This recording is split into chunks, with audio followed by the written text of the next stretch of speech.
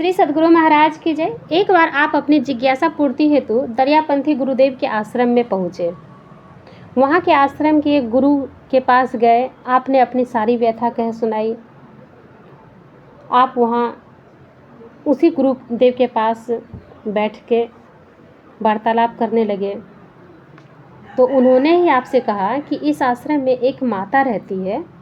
वे जब ध्यान करती है तो उसके अंदर उनके गुरु का प्रभाव आ जाता है और वे अपनी गुरु की ही वाणी में प्रवचन करने लगती हैं। तो आपको उनकी बातें सुनकर आपको लगा कि अब आपको कहीं भी भटकना नहीं पड़ेगा, आपको यहाँ सारा समाधान मिल जाएगा। एक दिन उसी आश्रम में रहकर आप एक ग्रंथ को पढ़ने लगे। उसी ग्रंथ में एक शब्द आया, परिमल शब्द, जिसका अर्थ होता है सुगंध। आपको परिमल शब्द का अर्थ पता था, फिर भी आपने वहाँ के रहने वाले गुरु से परिमल शब्द का अर्थ पूछा तो वहाँ के गुरु ने आपसे कहा कि परिमल शब्द कुछ भी नहीं होता है। परिमल शब्द का अर्थ कुछ भी नहीं होता है। ऐसा बोलने से आप चुप हो गए।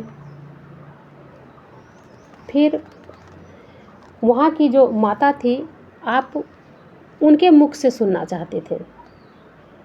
फिर आप वो ग्रंथ लेकर उस माता के पास गए।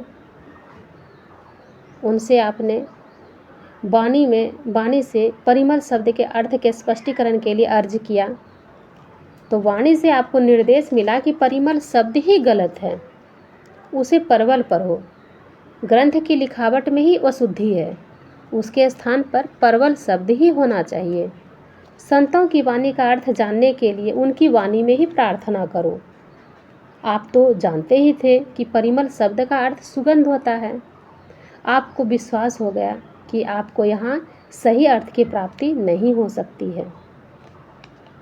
उसी अवसर पर एक कबीरपंथी साधु गुरुजी के डेरे पर आ गए।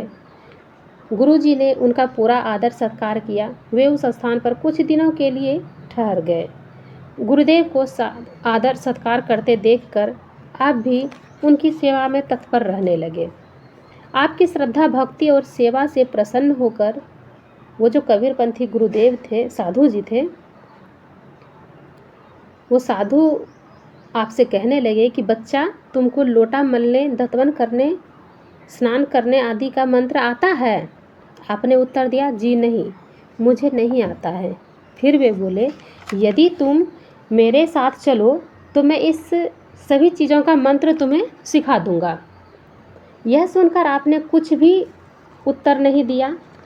आपने समझ लिया कि साधु जी मुझे चेला बनाने के फेर में हैं। तो साधु जी ने यह प्रस्ताव कई दिन आपके पास रखा। तब आपने एक दिन उत्तर दिया, महाराज जी, मैं लोटा मलने, मिट्टी लेने, पानी पीने, तेल लगाने, स्नान करने, ध्यान करने, भोजन करने आदि भिन्न भिन्न कामों के लिए अलग अलग मंत्र की कोई ज़रूरत नहीं समझता। मैं एक ही नाम वाला मंत्र जानता हूँ जिसमें सभी मंत्र आ जाते हैं। आप अपना मंत्र अपने ही पास रखिए। इसके बाद साधु जी ने कभी भी आपसे ऐसा प्रस्ताव नहीं रखा।